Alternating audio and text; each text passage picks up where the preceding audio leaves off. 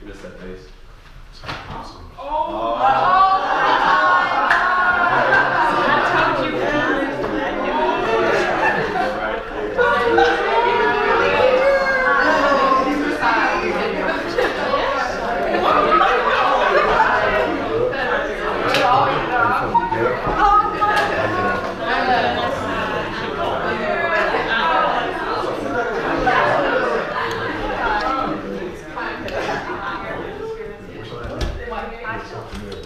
All right, ladies, how y'all doing? Yeah. Y'all ready? Yeah. Y'all ready for the season? Yeah. All right, so let's just start here because I think it's important always to begin with the end in mind. You know, so and you can be honest with me, like real. You know, I was just with the New Orleans Saints. You know, of course, I asked the guys the same question, and they're like Super Bowl. I'm like, oh, relax. Like, you ain't gotta say Super Bowl. I was with Alabama Crimson Tide football about a week and a half ago, and same thing. They like national title. Make a little bit more sense. You know what I'm saying? They just won it. But I'm like, yo, y'all sure y'all want to go through what y'all went through last year to get that? So just a couple people in the room, just tell me, you know, for what's the goal? You know what I'm saying? What's the goal? Okay. Yeah. At least third in conference. Say it again. At least third in conference. Good. Third in conference. Okay.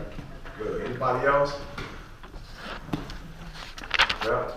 Building legacy. Good. Building a legacy, personal legacy, school Mustang legacy. Like what legacy you trying to build? Team legacy. Good. This particular team. Good. Love it. Anybody else? Yeah. Just learning how to go get it, really. Learning how to go get it. Yeah. Yeah, I love it. Go get what? Just whatever we want as a team. Also, just how to stay together even when adversity hits. Good. Good. Anybody else? Just changing the culture. Good. Good. Anybody else?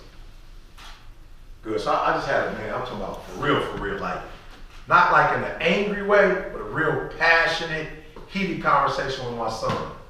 Right? Just got off the airplane. My man hit me up. I love the millennials. I love y'all. I promise you. I love the millennials, boy. Y'all teaching me a whole lot, right? And I got respect for y'all because y'all know what y'all want. So like, don't get it twisted. Like, I'm not mad. The one thing I respect about y'all that, like my grandma, you know, generation, like for real, they just came out of being sharecroppers and like slaves. We talk about like a generation before. So they was working the fields, right? And the one thing why I love my grandma and I love the fact that they taught us respect, some of it was just straight up fear. They were scared, right? For real. Because when my grandma came up, it's like you say the Emmett Till, you say the wrong thing at the wrong time, you could lose your life, right? So I felt my grandma. But the challenge with my grandma was because they were so close to slavery that they didn't really want nothing. That's what I like about the millennials. Like my son, he just turned 23. He worked for Michigan State basketball as a GM, as a general manager, and I promise you, him and Zell and Gary Harris, them boys be out like South Florida on the beach with a yacht. I'm like, love it. You know what I'm saying? I'm like, I ain't touched nothing like that. I was old before, you know what I'm saying? Like, I was like late 30s before I started like balling.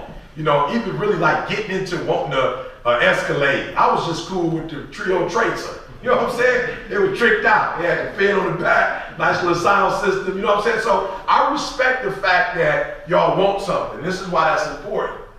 Because there's no way to really have a drive if you don't want nothing. So I'm not scared. Like, you could be first in the conference, third. I'm just asking you because I don't hoop. So I don't really know how to dribble, really. So I don't really have no, like, basketball goals. So if you're playing the game, it's okay to say you want to win a national title. That's cool. But here's where the rubber meets the road. Are you willing to do what it takes to win it? And somebody got to win it. I'm just going to be real. Somebody got to win it at the end of the season. Somebody got to win it. And I think if I'm not mistaken, okay, y'all got to help me because, like I said, I'm old. So I get dates confused. Who won last year? Who won the year before that? So what am I getting at? Who didn't win? No. I'm not on that. I'm not there yet. Who didn't win? So like y'all, we in the hey, I was just Oladipo just called me with the Pacers, and I'm working with the Pacers this year. I walked in that joint pumped up. I'm like, first of all, Oladipo, I'm hurt that you didn't call me in game 5 or game 6, I'm hurt. That's when I need you to call me. Right? And I'm being real. Like, it ain't even on no money. I don't do what I do for money. Right? But I told Oladipo, like, you had that dog. Like, I saw you about to get past LeBron. Like, he had that dog. Like, he dunked on LeBron like, what? I was like, yo, they got a shot. And I knew they had a shot, not because they was playing good, because you dunked on LeBron, then he like, let's eat. I'm like, whoa, that's next level. When you're a kid, you look up to Bron. But then when you get on the court, you're like, yo, Bron, you a man just like I'm a man. You put your shoes on like I put, I'm like, that, they got a chance. So when he called me, it was like, E, I need you to work with us. I'm like, let's go. Because once I put my name on, they gonna know I'm with the Pacers. But I told him, I'm geek. Why? Because Bron, y'all ain't, we good. It's scratch. We started over from scratch. Bron ain't here no more. Bron on the West Coast. So the East Coast is what? Wow. It's wide open.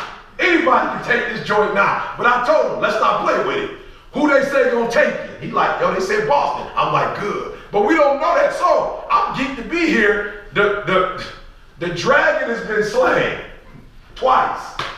We ain't on that no more. We ain't on 8 in a row, whatever it was. I don't know, it was a lot, right? I don't remember what it was, but it was a lot. We ain't on that no more. This is a great season. So when you say it, you can say it and know in the last 2 years, it ain't even been the same team that's won. So this thing is wide open for you. That's positive. Now, look, this is why I say that, because I'm a motivational speaker. I'm making money speaking. I'm a high school dropout. That's why I'm geeked to be here. I'm a high school dropout. I literally lived in a abandoned building, 8-hour trash can. Not like rap, 8-hour trash can. Like, you know, rap. Rap, they be like they did all kind. Started from the bottom, now we here. I'm like, started from the bottom. Drake, you Jewish. What bottom is that? I don't even know if it's a bottom if you're Jewish. But it sounds good though. Starting from the bottom. I'm like, bro, you ain't seen bottom. You ain't been on welfare. You ain't stood in the welfare line with your grandma. You ain't ate government cheese. You haven't eaten it with the beef, not in the grocery store, but the beef in the can with the black collar beef. You don't know what bottom is. So I'm geeked to be here because I started from the bottom. So I'm not UConn. I wasn't born with 2 parents. My mom was 17 years old when she got pregnant with me. South side of Chicago. My grandma had 14 kids. Only 2 of them finished high school. My mom and one of my other aunts. Nobody went to college. So I know what it takes to be UConn. When you type Eric Thomas in, you look at all the top motivational speakers, don't none of them look like your boy. Don't none of them come from where I come from. I'm talking about all the top boys, 2-parent background. I ain't mad at them. I'm just telling you that's UConn. You went to college. Your daddy was in your life. That's UConn. I ain't UConn. That's why I was geeked when I went to Pittsburgh football. That's why I was geeked when I went to Canada. I wasn't even really geeked about Alabama. Like Nick said, I work with him every other day. It's cool. I get to learn from him. But at the end of the day, them boys ain't really listening to me like Kansas boy. They 3-33. They all of them like, E, talk to me. Yeah. They all ears. Bama, some of them boys, they're like, bro, I'm about to go to the league. I need to hear this. Pittsburgh, they was 5-7 last year. They all ears. They like, we just want to go to a bowl game. Let's go. So that's why I ask you, who are you and what you want? Because I'm telling you from experience. I got a GED. I lived in abandoned buildings and out of trash can. I got a PhD now, and that ain't on IQ. That's on GQ, grit. That's all grit. PhD is all grit. Master's degree, all grit. Took me 12 years to get a 4th degree. That's all grit. So I can't teach you how to be elite, but I can teach you how to go in there. I'm talking about grit. I can teach you how to go in there and murder some other teams. Not with talent. Just outdoing. So I'm talking about endurance.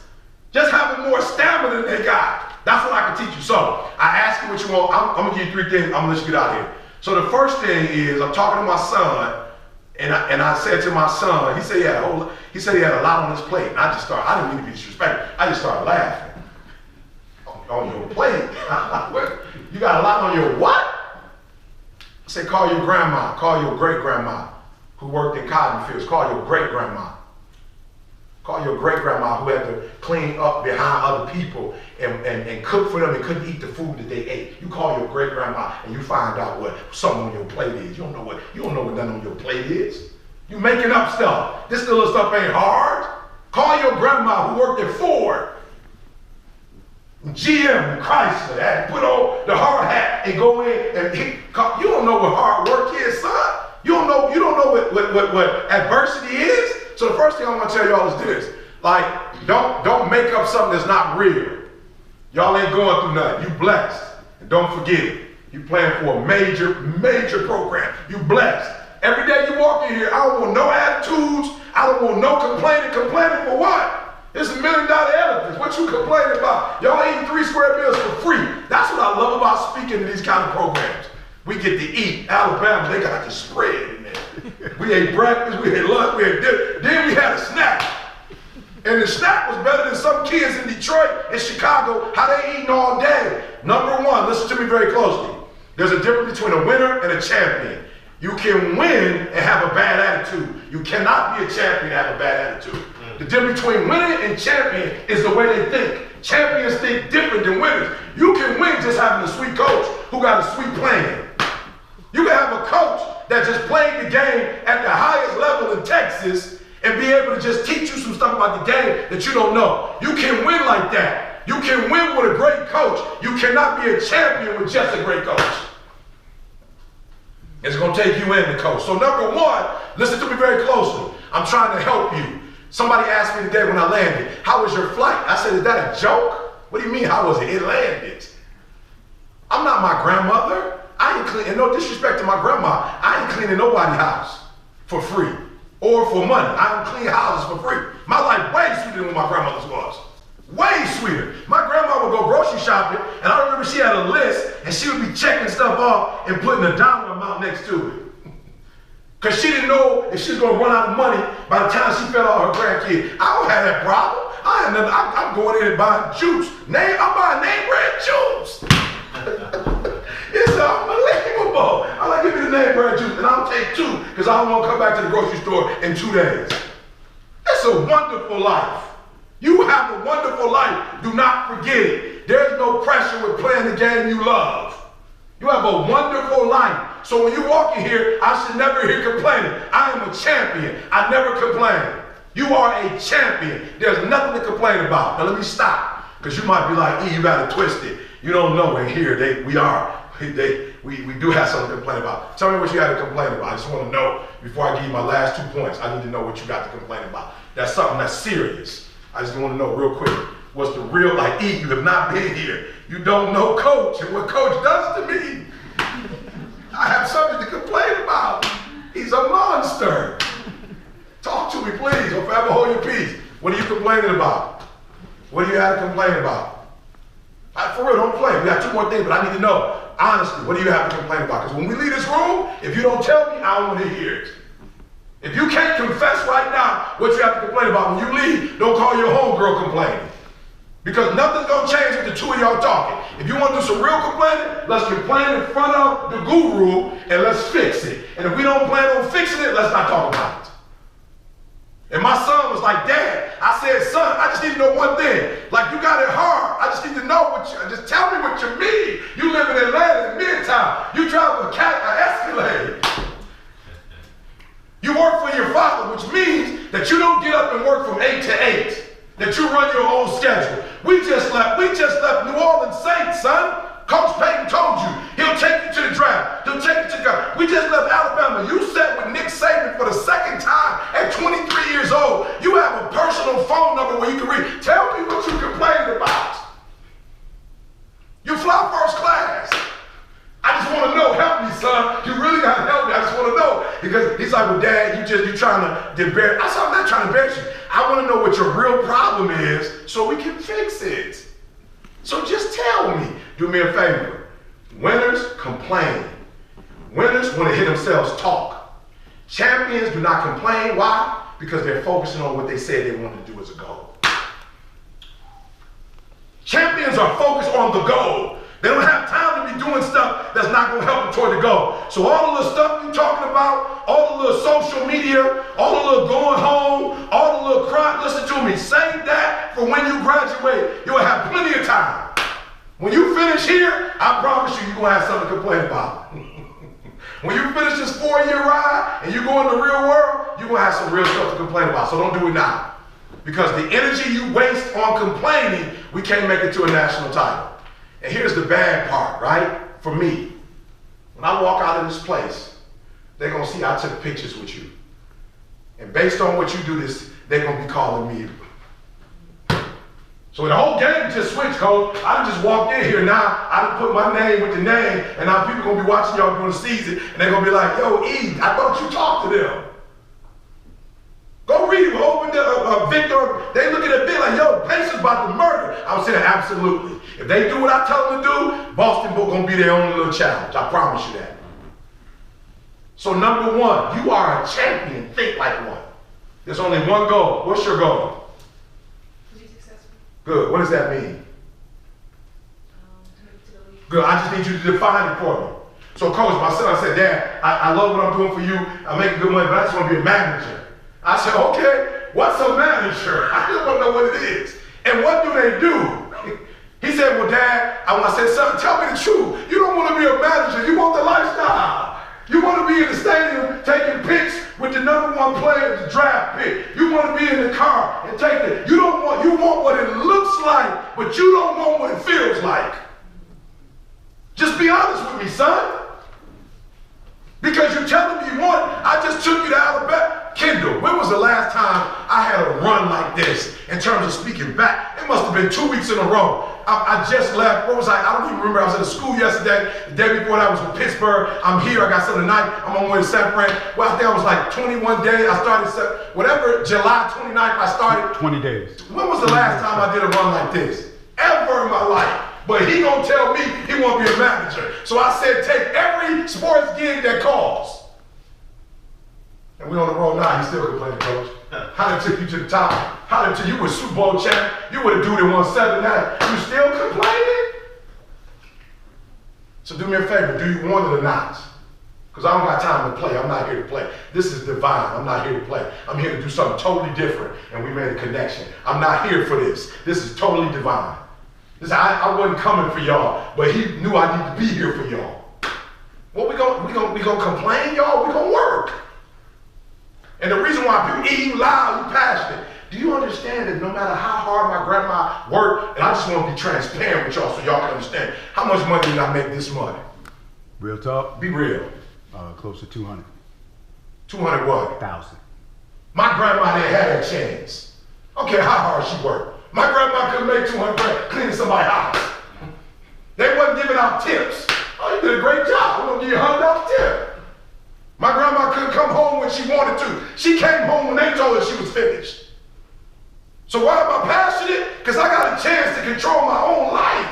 You have a chance with this institution and this man who knows what it takes to play at the high level. You have a chance to control your destiny.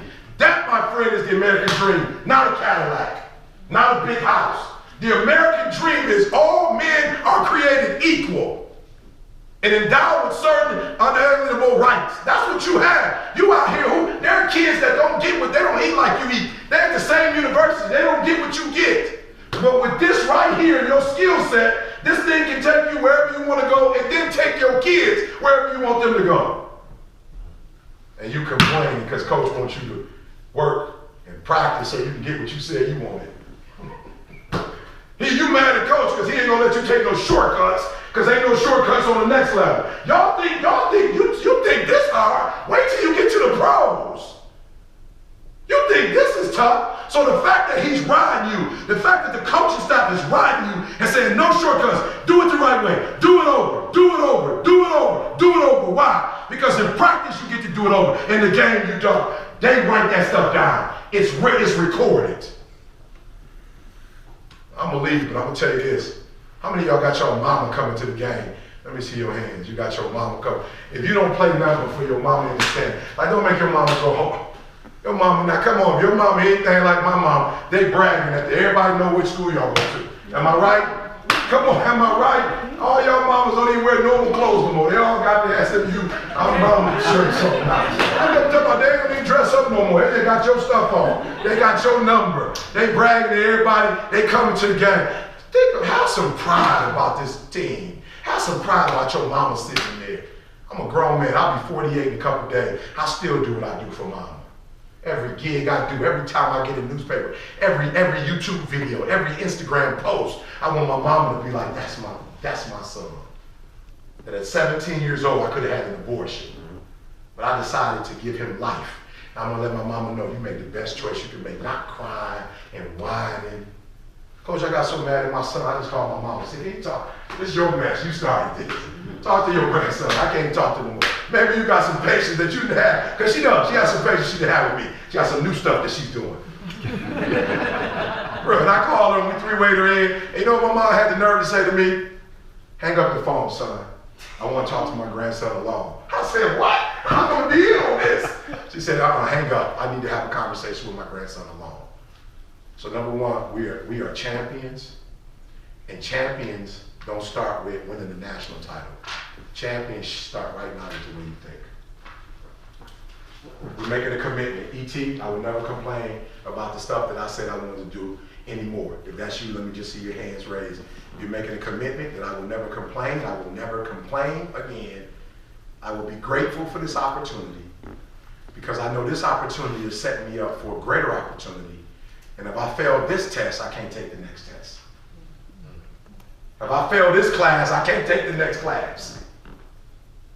Come on, I need to see your hands. Come on, y'all. Come on, for real. Let me see your hands, right? Matter of fact, just put them on your heart. If you're serious, put them on your heart. Now, number two, write this down for me. Number two. Kendall, I got this one from Kendall. I don't even want to give y'all this one, but this is the one right here. This is the one. Listen to me. Sacrifice leads and gains follow. Listen to me. Don't look for any gains where there's been no sacrifice. Don't wake up and look for no gain. Don't look for your game to improve. Don't look for the record to improve. Without sacrifice, there are no gains. Not one gain will ever. Listen to me very closely. So if you say, okay, somebody got to help me out because this one don't work if we don't talk. Somebody tell me, okay, so who's been here at least 2-3 years? 2-3 years. All right. So right, can I start with you? All right, good. We'll start right here. All right. So last year, what was your record? 10 and 20. Okay, it's okay. Year before that. 19 and 18. 19 and 18? 19, 15, good. All right, I love it. Let's not forget last year. I like that one. We're going to stick with that one. What was last year again? I like that. I even like the way she's saying it. I like that. I love it. Say it one more time. Y'all got to get to this face right here. Freshman, where my freshman at? Any freshman? Freshman, I'm going to need y'all to spend time with her. Please tell them the stories. Please tell, don't act like it didn't happen. Please tell them the story so that it doesn't happen what? It don't happen again, y'all. So some upperclassmen, tell me looking back at what you didn't do during practice or during these times that you wish you would have done. Give me some sacrifices that need to be made. We don't want them to make the same mistakes. Talk to me quickly. Say it again. Winning at practice. Good. What does that look like? Maxing out. I'm talking about maxing out. Listen to me, y'all. I don't play basketball, but if you watch my videos and you watch me, I will not walk out of life. I'm going to crawl out of life. When I die, I promise you, when I die, I won't have no energy left. Every practice, I don't want no energy left. Why? Because those other girls you're playing, they're young. And they're going to burn out by the second half because they're young. And what you're going to do is you're going to be the one to do it. This is what I love about life. When you look at all other motivational speakers, I remember looking at them and I was like, ooh, they're ahead of me, but I can get them. Why? Because they ain't been homeless. I have an advantage when you're homeless and eating out of trash cans. I flew first class today, right? It was so funny. I flew first class and I guess it's a small flight, so when they served our meal, it was like a real turkey sandwich. You can see other people looking like, I'm flying first class. That's wheat bread. I saw them too. I saw the way they was looking like, that's wheat bread with cheese. It's not warm. It was like I'm talking about like a middle school lunch that your mama would send you with a little small bag of chips. I murdered it. I was like, whoa, turkey. It was so much turkey, it was a cold cut. I took most of the turkey out and just kept that much in there. I'm like, it's too much turkey. They looking like, how dare them serve me this? This is first class. I I was home. Like, let's go. I didn't eat like this when I was homeless. I didn't know when my next meal would come. Some of you, your problem is you can't deal with adversity. You look at adversity as something negative when it's not. Adversity is the best thing that ever happened to you. Why? Because when adversity happens, most people gonna quit. We're going into the fourth quarter. I'm working harder now than I worked in January, than I worked in May. I'm about to put it on now. Why? Because most of the people who do what I do, they about to get tired. My son is 23. Lee, I promise you. We had a layover, went to my mama's house. He slept the whole time. He woke up and said, Dad, I don't know how you do it. I went and worked out, did the hit boy, walked with my mom for 3 or 4 miles with my niece, talked to my mom, got on the plane, got off, boom, did a presentation. They was like, fine, pick. They was like, best presentation you did all this year. I can't wait to the fourth quarter. I can't wait to the second half, because that's when talent goes away. All your talent gone with 5 minutes left. Your legs about to give out. So who wins? Only the person that can go through adversity, because that's when you start winning. So that's why you need to practice till you burn out. So when you get on the court, you'll never burn out, and they gonna burn out. They gonna burn out. I'm telling you. If you see it, it's like the game goes up and down and up and down. And the last 4, y'all gotta go watch Michael Jordan when y'all get a chance. He would always take a break at about maybe 10 minutes. He'd come back with 6 minutes left in the game, and he would. And Mike would come in those last 5, 6 minutes, he would kill you. He would kill you because he had so much energy and so much tenacity and so much strength. And listen to me, I noticed the Michael Jordan, and I'm old, so I don't believe in the Michael Jordan, LeBron comparison. Let me tell you why I don't believe in it. It has nothing to do with offense. Because the way Mike played offense, he shut you down on defense.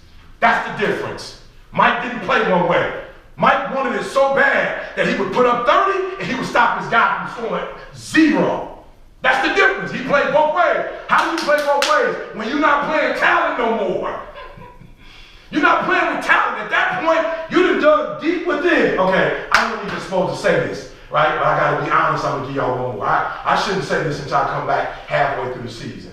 Do you understand the reason why I beat most humans at what I do is because the last 10% is the hardest percent. That's the hardest percent, ladies. The last 5 minutes of game, that's the hard. Let me tell you what I mean by that. While the first 10% is difficult to get started, once you get started, it's something that's called momentum. The challenge with the last 10% of what you do, which makes it hard, is because it's the last and you spent all your energy. That's why the last 10% is the hardest. And you know what I focus on? I focus on the last 10%. And you know what everybody else focus on? They focus on that 90%. So I need y'all to do me a favor. I'm gonna need y'all to go to coach and say, Coach, you're not being hard enough, Coach. We need a little bit more adversity. We need a little bit more adversity, Coach. Coach, you're being soft in practice. I know we're girls and you think we can't take it, Coach. I know what it is, Coach. We need you to bring it home, Coach. We need a little bit more adversity. Why? How many women in the room love diamonds? Let me see your hand. You love diamonds. Good, good. And people spend a lot of money for them, right? Good. Tell me real quick, what's the process to create a diamond? I got one more when I'm out, I promise. What's the process to create a diamond? Pressure. Good. Is that it? You mine first. You gotta mine diamonds first. Got to mine it first, then what's after that? Then it goes through the processing system of forming it. Good. What's that process? Listen to me very closely. If you want to be a diamond, ladies, I'm not really into them like that, but if you want to be a diamond, the first thing they do is put it under the most excruciating heat that you can put it under. It goes through heat first. Immense heat. After the heat, now I thought that was enough. You take the coal, you put it under heat, and when all that stuff come off, whatever's left is the stone. That's not a diamond though, it's just a stone. So when you go under heat and you feel like Coach can put you under some heat, that's just the, look sweetheart, that's just the beginning. Heat is just the beginning of the process. So after the heat, when they want to form it, then they put it under pressure to form it. And then after that, it still ain't a diamond. They have to do what to it? You gotta cut it. So the diamond that you see, there's no two diamonds alike, because when they cut it, each stone reacts different to it. I'm trying to tell you, you want to be a diamond, but you don't want to get cut. You want to be a diamond, you want to win a national title. You want to be a diamond, but you don't want to go through no pressure. You want to be a diamond, but you don't want to go through no heat. And I'm telling you, the best thing that ever happened in my life was homelessness. Why? Because when I took that PhD and that professor, oh man, my mom got so mad. That professor told me, Coach, you don't write well enough. You're not a critical thinker. You don't think well enough to be able to get past this dissertation. I knew exactly what she meant. She meant I had an IQ. But I had to explain to her, boo, IQ ain't the only way you succeed in life. I got that GQ. I got that GQ. And I ain't talking about being fine. I got that GQ. I got that grit.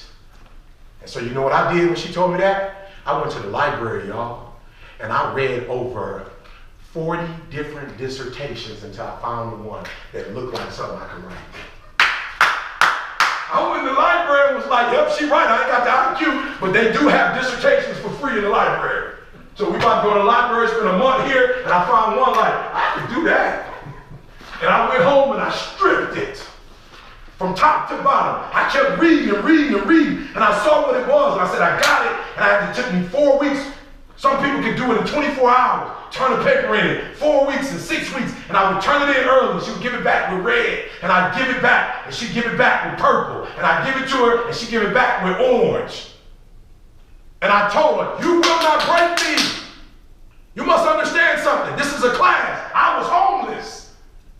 Homelessness didn't break me. You think a course, you think a pedagogy 10-12 is going to break me? I was eating out of trash cans. I will defeat this. And some of you, your problem is that every single time you come up against heat, you run. You will never be a diamond like that. You will never be a diamond every time there's pressure. You want to break. Emotional, get emotional if you must. Cry if you must. Get it out. But get your butt back up after you finish crying and put a time limit on the crying. You say, Coach, I need 30 minutes. Don't take it. But when you come back after that 31 minutes, you better grind. Because if you don't, you'll be stuck at that adversity for the rest of your life. Whatever it is, you'll be stuck there. Let me tell you something. It ain't sweet. This is what Sean Payton told me about the Super Bowl. He said Bill Parcells called him and told him, I know you're excited about going to the Super Bowl, but it ain't sweet. It ain't special until you win it. It ain't special, and so we're not practicing just to be practicing. We're not wearing this gear to be wearing this gear. We're not getting on the road to get on this road. We're not getting home late at night and still got to take classes and still got to study on the plane. We're not doing that to come up, shirt come up, give it to me again. We're not doing all this to be 10 and 20. Coach, you doing this to be 10 and 20? No, sir. I'm sorry, lady, y'all doing this to be 10 and 20? Coach, you putting in this work to be 10 and 20? I like that. I'm going to ask Coach one more time. Coach, you putting in all this work to be 10 and 20? I'm saying we got to practice anyway. Why don't we win? We gotta go to school anyway. We got to get on the plane anyway. We got to get on the bus anyway. We got to sweat anyway. Why not be the #1 motivational speaker in the world? I got to do it anyway. Why don't I get something for it? You got to do it anyway. So on a scale of 1 to 10, 10 being highest, just write down honestly where you are in terms of adversity and giving up and quitting. Write the number down. Nobody has to see it. You can show Coach later. Just be real. Like, yeah, I'm at a 1. When I hit adversity, I back off. I'm at a 5. When it gets too tough, I back off. Put it down for me. And what I want y'all to do is afterwards, Kendra, don't forget, I want to get Coach the test on the adversity and allow the girls to see where they are and then give them some tips to overcome. Because some of you, for real, you might need me. My son, look, I love my son. He just came one day, he just leave. He just bossed up and was like, Dad, I hear all this talking you're doing, but I wasn't homeless. You raised me, we lived a middle-class lifestyle. I had my own room. I ain't never been on welfare, so I ain't had your experiences. So I said, okay, well, I'm gonna have to put you through some. We're gonna have to create something for you there. Mine came just growing up in the D in Chicago with all the colors, just came naturally. So I said, we're gonna have to create you something because you'll be a boy for the rest of your life if you can't get through adversity, son. I can't fly for you. So we're gonna have to deal with adversity now. So when we get out there, we don't have to talk to me. We're gonna deal with adversity now in the dark, so we don't have to deal with it. I don't want to deal with it on TV. I don't want to deal with it with the cameras on. I got a choice. I'm going to deal with it. Anybody follow me, you know what time I get up in the morning? 3 o'clock in the morning. And I'm getting up at 3 o'clock so I can deal with it. So when I have to deal with it, I already dealt with it. That's why I get up at 3 o'clock. I'm human. I got problems just like everybody else. But at 3, I get to deal with them. So when I deal with them, it ain't the first time I dealt with them. And for a lot of you, the reason why adversity is tough, because you wait until adversity comes to deal with it. Let's just start talking about adversity now and what we go through. Give me a couple things. Ladies, give me a couple things that you go through that's pretty tough. Injury, depression. Peer pressure? Yeah, so can we just start talking about it then? And write down 10, 20? We're intelligent enough to come up with some solutions for it, right? Come on, let's talk about peer pressure before the season starts. Let's not wait for the season. Give me something else. What else did I hear? Injuries. Good. We coach know a whole lot of people. And we can bring people in here who were injured and tell you what they needed to do to get through those injuries. We don't have to wait to get injured to get injured. Did you hear what I just said? I told you a champion is a mindset. We don't have to wait to get injured to get injured. We can get injured and walk our minds through what that would look like.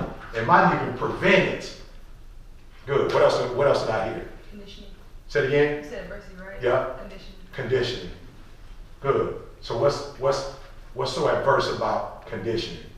You feel like you're tired and that you can't go anymore, But I told you the trick is doing what? Listen to me. That girl that you're going up against, the one thing you cannot control is her talent. You can't control her talent. You can't control how much time she gets to play. You cannot control her. But the one thing you know is she's human and she's probably going to give out. So the thing that you know that you can do that she can't do is you know most of y'all don't like conditioning. So if you would learn to love conditioning, you're just going to be there because you're out conditioned. Are you hearing what I'm telling you? So I'm saying stop looking at adversity. I keep trying to tell y'all, stop looking at it as something that's bad. It's not. It's going to give you the advantage that nobody else has. Are you hearing me? Good. What else? I'm missing one other thing. Say it again. Anxiety. What's the anxiety? Expectations not being met. You're afraid of what the outcome will be, like failure. Can I tell you something? Every time I speak, I'm scared. Do it anyway. I'm scared to come in here because I want to make sure that I say the right thing. Because if I say the right thing, it's something gonna happen in your brain, and your game gonna go to a whole other level, and I can keep getting geared forever. I'm scared. I gotta make this work because I have a grandchild that may not be able to get in school or a little hooper. I need to be able to call coach and say, my granddaughter want to hoop. No, this school said no. Can I get the film? Can we look? So if y'all go 20 and something and win the national title, then we gonna have a relay. I'm always scared. Do it anyway. The fear ain't going nowhere. The anxiety ain't going nowhere. Do it anyway. They ain't going nowhere. My wife got diagnosed 3 years ago with multiple sclerosis. You think because I'm the #1 motivational speaker in the world, the Lord is blessing that I'm not going to have no problems? But when she looked at me, I didn't go, you sick. I looked at her and was like, this ain't unto death. You're going to be great. How's she doing, Lee? Better than great. She's doing better now than she was before she got diagnosed. Why? Because I didn't wait to pray when she got sick. I have been doing this since I was 19, 20. And fear happened to everybody, anxiety. And when she looked at me in my eyes and they told me she had 7 lesions on her brain, I promise you I was scared. But when she looked at me, I couldn't do what? I couldn't show it. So we got to do it anyway. Conditioning is part of the game. We got to do it anyway. All right? Y'all ready? Yes, sir. Come on, y'all ready? Yes. I need coach to call me like, yo, E, I don't know what you did, bro, but they out here, bro. They practicing like they ain't never practiced before. And can I be honest with you? When you condition to this point, the way the body is designed, that if you come back the next day, the body will be able to take a little bit more. And what you thought was hard, at one point, I got a PhD. I'm a high school dropout. I can't stand studying. But when people hear me now, like, E, where that word come from? I'm like, I don't know, all that studying. I don't have the slightest idea where that stuff comes from. But just practicing, the brain will grow, the body will adapt to it. But if you quit and give up, the body will never adapt to it. Are you hearing what I'm saying? All right, so here's the last one. Okay, so 120. Listen to me before you answer. I need you guys to do me a huge favor. The one thing that you can control, you cannot control coach. You cannot control the coaching staff. You cannot control how much time you get. You cannot control the teams you play and what they do. All right, what I need you to start doing is control the controllables. All right, we want to talk about that. Here's the last thing I'm going to leave with you. I cannot tell you that as being an honest person, I cannot tell you I'm the best speaker in the world. I cannot tell you that. I cannot tell you I'm the most intellectual speaker on the planet. I cannot tell you that. What I can tell you though, if you follow me, is I'm the hardest working man in show business. What I can't control is my effort. I can't control nothing else. I can't control who called me, when they called me, but what I can control is my effort. Do you remember what time my flight was today? 12 o'clock. No, do you remember what time my flight was today? Oh, 9. I was coming in later on. I got to be here at 9 o'clock. I changed my flight to get here early. And when did I get home? Last night? Last night. And yesterday was my what? So, No, what was yesterday, Lee? Come on, Lee. You've been with us for a while. I noticed you didn't call yesterday, but I ain't saying that to you about that. 28th anniversary. 28th anniversary. Yesterday was my anniversary. Was I at home at the anniversary in the beginning of the day? No, I was in Ohio. Got home, did my thing. My wife thought I was leaving this afternoon. She said, well, we're gonna pick up 4. I said, I can't. I gotta get on the 9 o'clock flight because I gotta get somewhere. Well, I gotta leave at 9 to get on the 10 o'clock, 11 o'clock flight. I'm sorry. So I made a sacrifice to be here. I'm putting forth effort, y'all. And I got to see up front with the small right there because I switched. I was the last one to get the flight. So what effort are you giving? 120 means you're doing more than what coach and the coaching staff want you to do. 100% means you're doing everything they want you to do. Anything under that, I need you to be honest. So quickly, as I leave, how many of y'all can honestly say, put it on a piece of paper, and then raise your hand that you're giving 120% to this program? You don't have nothing else left to give. Love it. No, hands down, don't do that. She was like, boom, and you looked at her like, yeah, I'm thinking, don't do that. I want you to think about what I said. I want you to be honest. Nobody's grading this paper. This is my last thing, and I'm leaving you with this. How many of you can honestly say you're giving 120% and don't have anything less to give? Good. How many of you can say you're giving 100%? You have nothing left to give after 100%. Good. How many can honestly say, Eric, I know me and I know my talent, I'm probably giving about 90%. I'm giving about 90%. Good. How many can say about 80? I'm gonna be real. I'm probably giving about 80%. Good. I just left the University of Pittsburgh. They beat Clemson, I think, last year. Clemson was #1 at the time. They beat Clemson and still went 5-7. They beat Miami. Beat Miami, it was 5-7.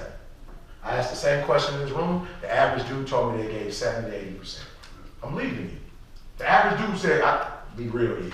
I probably gave about 70%. I was like, what was the problem? Internet, girls. They were just real with me. 80%, bro. I said, you mean to tell me you gave 70%, you gave 80%, you was 5-7? I said, let's just be honest. If you would have given 120%, what do you think your record would have been? So you mean to tell me you went 5-7, not because they were better than you. You went 5-7 because of your effort. You gotta live with that, y'all. I'm leaving. You gotta live with that. You have been blessed with 2 legs. You know what I mean? This is what I told Coach. This is what I'm about, and I don't even cuss. I'm about to cuss my son out. I don't even cuss. As a pastor, I try to say that just like, okay, I'm gonna be the non-cussing pastor. But he almost brought it out of me. My son told me it was hard for him. I said, son, I want you to trade places with some kid in Africa. Trade places for them for a year and come back and tell me if this is a hard life or not. You don't have it hard. You got 2 legs. There are kids that were born with no legs. There are kids who would come out the womb in wheelchairs. I think the #6 motivational speaker in the world is like Nick Vujicic or something. No arms, no legs. I was with my man in Poland. I came back, I'm talking about, I thought I was grown. I came home. I'm like, I'm about to take it to nothing. My man was like, no arms, no legs. Boom.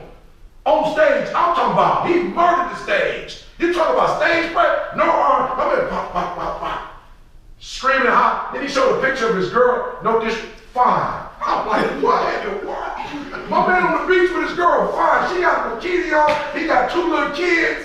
I'm like, my man, I know dudes back at home that's failing in life.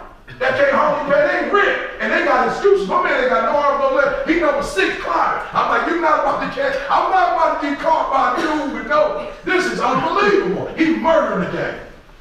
Inky Johnson, Inky like #10 now. And I'm just grateful because we put Inky on. I saw Inky was like, he might take my spot. I might as well go, you know what I'm saying, open the door so at least he has some love for me when he take my spot. Guys, you're not giving 120. So when we leave this room, I just got one thing to add. Every practice, every game, I want you to give what you can give. Coach can't ask for no more than that. But we can't do 10 and 20 because we gave 80%, 70%, and we got people in our conference that's giving 100, 120%. We can't possibly beat them if we give 80 or 90. But what has been proven the last 2 years is that anybody can what? I want to say it like this, anybody can get beat. Anybody can what? Get beat. So why not make this our year to shock the world? We had 2 teams to shock the world the last 2 years. Why don't we make it? Why don't we shock the world? Why don't they say, wow, to Mustang, I can't believe they. How many of y'all up for the challenges I leave? Let me see your hand. You up for the challenge? You up for the challenge? Now, don't prove them wrong. Prove them right. Because Coach recruited all of y'all because he believed in you. So this ain't about proving nobody wrong. This ain't about no haters proving heads right. Now this is about proving them right. Because when they looked at all y'all, they looked at you and felt like we can recruit them and I can win with them. So do me a huge favor. I told my son when I got off the phone, do me a favor, kid. The Thomas legacy is on the line. I did my part. Your grandfather was a high school dropout. Had 5 kids by 5 different women. Your great-grandfather was a high school dropout. Had 5, 6 kids by 5 different women. Your father dropped out. And I got my stuff together. Bruh, I left you with something sweet, son, that I didn't have. Do me a favor, son. Finish the legacy. Finish the legacy, son. I'm telling y'all, when y'all leave this place, a lot has happened for you guys. They've done a lot for you. This is all great. But finish the legacy. Finish the legacy by leaving this year, giving 120%. And giving yourself an opportunity to win that championship. Thank you guys so much for your time. Thank you.